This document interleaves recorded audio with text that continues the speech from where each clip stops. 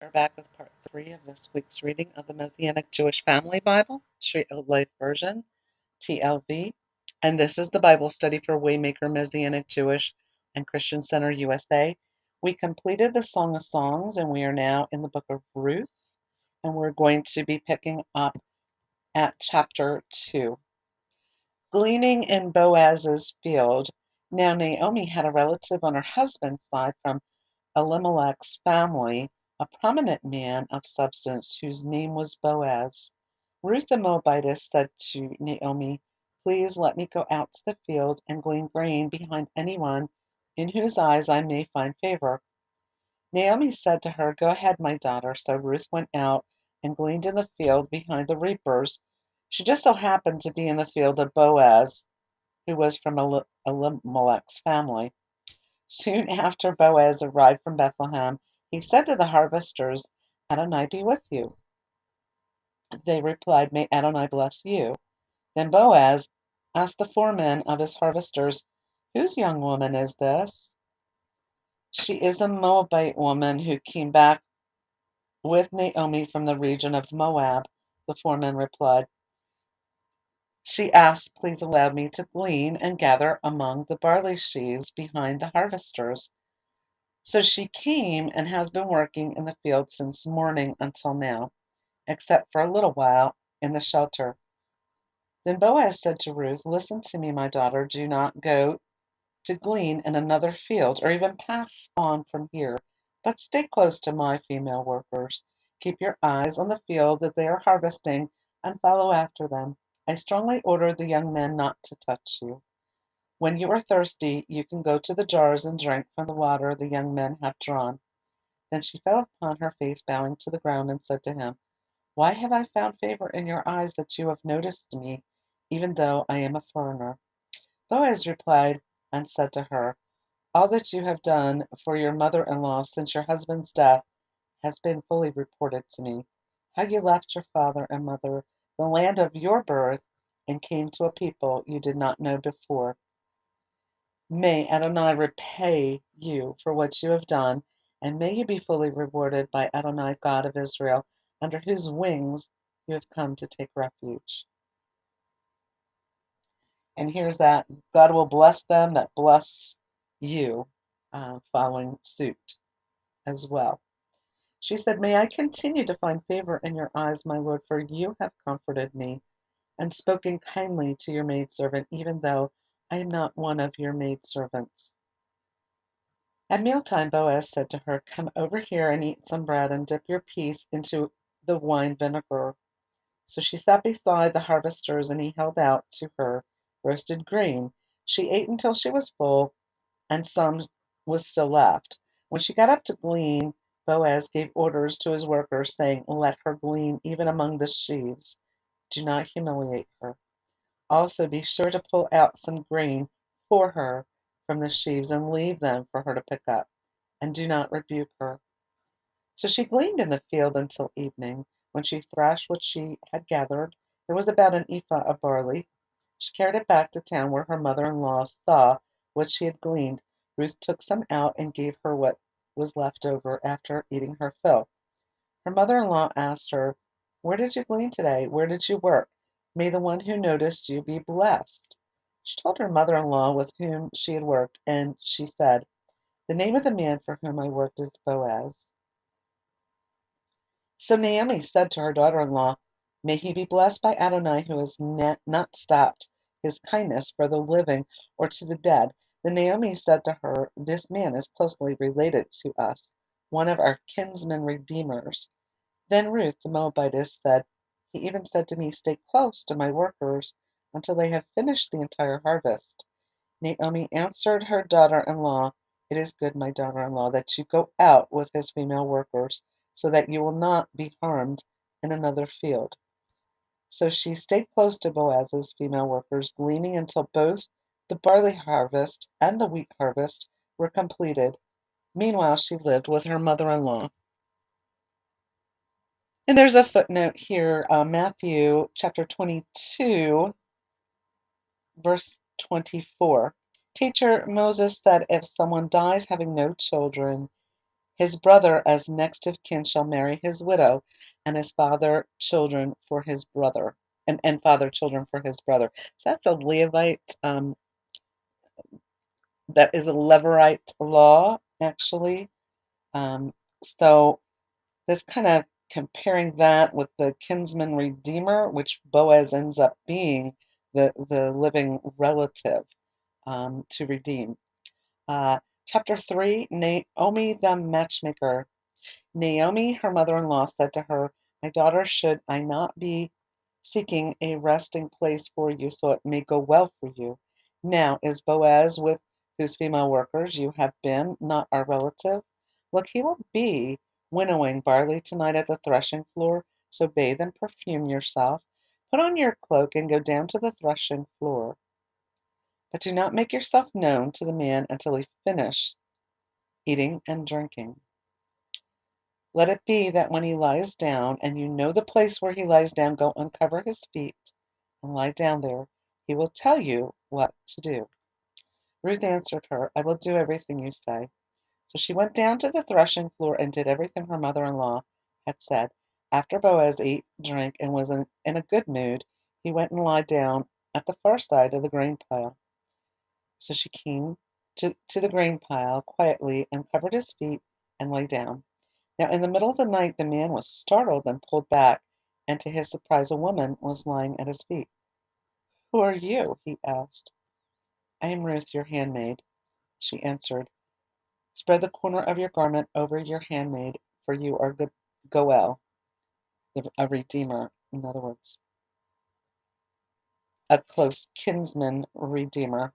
"May you be blessed by Adonai, my daughter," he replied. "You have made the latter act of loyalty greater than the first, by not running after the young men, whether rich or poor. Now, my daughter, do not be afraid. Everything you propose I will do for you, for everyone in town knows that you are a woman of valor.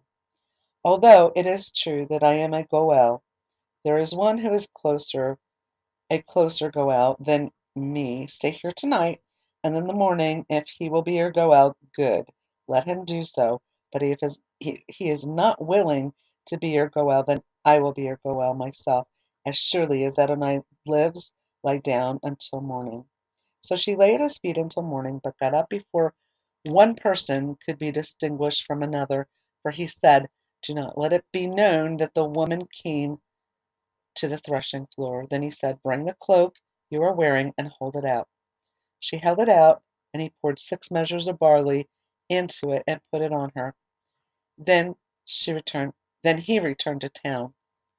When Ruth came back to her mother-in-law, Naomi asked, "How did it go, my daughter?" So Ruth told her all that the man had done for her. She said, "He gave me 6 measures of barley, for he said you shouldn't go back to your mother-in-law empty-handed. Wait, my daughter, until you find out how the matter turns out, for he will not rest until he has settled the matter today." Chapter 4, Who will redeem? Meanwhile Boaz had gone up to the gate and sat down there, and all of a sudden the Goel about whom Boaz had spoken passed by. "Come over," he called, "and sit down here, my friend." So he came over and sat down. Then Boaz took 10 of the town's elders and said, "Sit down here." So they sat down.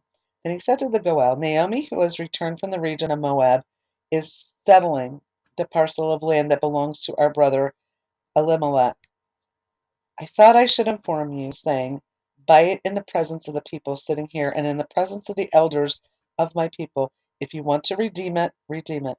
But if it will not be redeemed, then tell me so that I can know, because there is no one else in line to redeem it. I am after you." "I will redeem it," he said. Then Boaz said, "On the day you buy the field from Naomi's hand, you will also acquire Ruth the Moabitess, the wife of the deceased, in order to raise up the name of the deceased over his inheritance." The kinsman said, "Then I cannot redeem it for myself, or else I might endanger my own inheritance. You take my right of redemption for yourself, for I cannot redeem it." Now in the past in Israel, one removed his sandal and gave it to another in order to finalize the redemption and transfer of a matter. This was a legal transaction in Israel. So the kinsman said to Boaz, "Buy it for yourself," and took off his shoe. Boaz announced to the elders and all the people, "You are witnesses today that I have bought from Naomi all that belonged to Elimelech and all that belonged to Chilion and Mahlon. Moreover, I have acquired Ruth, the Moabitess, the widow of Mahlon, to be my wife in order to raise up the name of the deceased over his inheritance, so that the name of the deceased will not be cut off from his brothers or from the gate of his town. You are witnesses today." All of the people at the gate and the elders said, "We are witnesses. May Adonai make the woman who has come into your house like Rachel and like Leah, who both built up the house of Israel. May you prosper in Ephrath and be renowned in Bethlehem.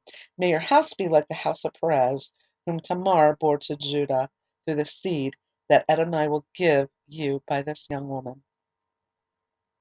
So Boaz took Ruth, and she became his wife. When he went to her, Adonai enabled her to conceive, and she gave birth to a son. Then the woman said to Naomi, "Blessed be Adonai, who has not left you without a Goel today. May his name be famous throughout Israel. Moreover, he will be to you a renewer of life and a sustainer of your old age, for your daughter-in-law, who loves you and is better to you than 7 sons, has given birth to him." Naomi took the child and held it to her bosom and took care of him. The neighboring women gave him a name, saying, "A son has be, a son has been born to Naomi." So they called him Obed. He was the father of Jesse, the father of David. These are the generations of Perez. Perez fathered Hezron. Hezron fathered Ram. Ram fathered Amminadab. Amminadab fathered Nahshon. And Nahshon fathered Salmon. Salmon fathered Boaz. Boaz fathered Obed. Obed fathered Jesse. And Jesse fathered David. So David, as we know, David is in the line of Yeshua. So there you go. Ruth was the great grandmother to King David. It's Obed, and then there's Jesse, who was David's father. She's the grandmother to Jesse, and then David. So there was a Gentile woman that was the great grandfather to King David. So the book of Ruth was written between 1050 and 500 BC. Jewish tradition ascribes the book being written by Samuel. And this is dealing with a kinsman redeemer, basically. And one of the most striking features is this beautiful story of the sense, of humble affairs and concern in humble affairs and loyalty and sacrificial love that Ruth, a Moabite woman, had for her mother-in-law. And again, King David was a descendant of Ruth, and Messiah, Yeshua, came directly from this line as well. So very important. And that, you know, when you think of that line could have actually been cut off. Um, Boaz became the kinsman redeemer. So when we look at the organization of the book, it's a decision that Ruth made: service, rest, and reward. So you see that's the 4 chapters of Ruth. That is exactly what happens in that.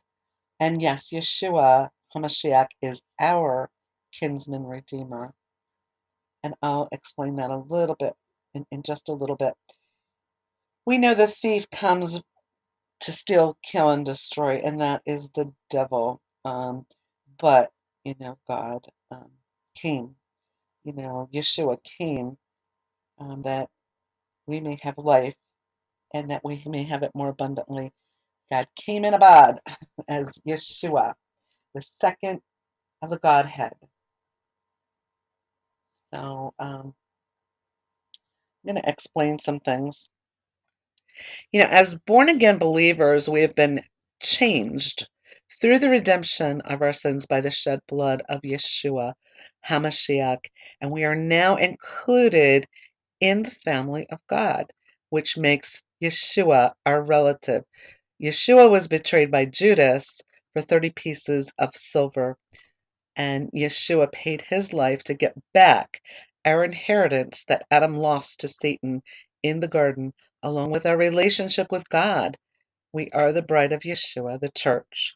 We are betrothed to the bridegroom, Yeshua HaMashiach, and he is gone to prepare a place for us and will be returning for us, and he is willing to marry the bride, the church, who has already been redeemed with his life. Yeshua came to earth in a human body to accomplish redeeming all of humanity and reinstating our relationship with God that had been lost in the garden. Yeshua brought it back with his own life. He paid for this. He paid our sin debt in full, freed us from the bondage of sin. He was the only one that could do this. He was perfect, without sin, and blameless. Yeshua has enabled us to have eternal life. And just in a short moment, we're going to actually get into an altar call as well, where you can be redeemed. And he made this ability for us to become members of the family of God and of the kingdom of God. He removed the curse and he redeemed us. Yeshua is our kinsman redeemer, and he has the right to do this. He has the power as the Son of God to redeem us, and he paid our debt in full, freeing us forever. And like I said, Ruth and Boaz were also in the family line of Yeshua. This story is a foreshadow of what Yeshua would do later. Ruth was the great-grandmother to King David, and Yeshua came from the family line of David. And Ruth, as I said before, she was a Gentile. She was a Moabite, which can also be symbolic of the church, both being Jew and Gentile. Okay, where the Gentiles are grafted in, the Jews are the natural branch. And that is one full body of Messiah. That is what the church represents, both the natural and the grafted in branch. So Boaz redeemed Ruth as the next of kin after her husband died, and he married her, and he became her kinsman redeemer. Ruth is just a beautiful story of the Bible. I love the story of Ruth. Because it also, like I said, has a foreshadow of the redemptive work of our Messiah, Yeshua HaMashiach, which was what he did was out of pure love for all of us. And Ruth exemplifies wonderful characteristics and shows the beauty of commitment and friendship, as well as the value of family commitment. She wasn't willing to just part and part ways with Naomi. She said, where you go, I will go. Your people will be my people. Your God will be my people. Where you die, I will die. She didn't want to lose that. And it did not matter to her that Naomi was not going to conceive another child. Um, you know, and she decided that the family values, the family commitment was more important. And she showed her love for Naomi. So that was really important too. So God did reward her for that, and there was a kinsman redeemer, and it ended up being Boaz, and he married her, and of course, she gave birth to Obed, who was the father to Jesse, and then Jesse fathered David, and we have King David. So anyway, that's pretty much a recap on this. The kinsman redeemer, just a quick review of that, had to be a kinsman, someone related, and he had to have the right to redeem. So it would be the next in line. And a lot of times it would be the brother that was next in line. We read this story of what happened with Judah's sons and how Tamar was waiting for the third son to grow up, but how Judah kind of betrayed her in that sense, and she kind of took matters into her own hands. If you remember back when we were reading that segment, if not, go back and review that history. It goes through that as well. It's the Levitical law. Um, so Boaz was actually, there was someone that was next in line, but he said, no, I can't do that. So that then the next one in line was Boaz. So Yeshua HaMashiach is our kinsman redeemer. He has the right as our true kinsman. He also has the power, as I said, as the Son of God to redeem us, because what he did, he paid the price for us on the cross. So now that is the end of our reading, our biblical reading for this week. I am going to come back with another part, and we're going to do an altar call. Speaking of our kinsman redeemer and the fact that for those of us that have been born again, have been redeemed by Yeshua HaMashiach, I want to open an altar call in case there is somebody or someone stumbles on this as well and would like to be redeemed as well. So we're going to open this up then on the next part to an altar call.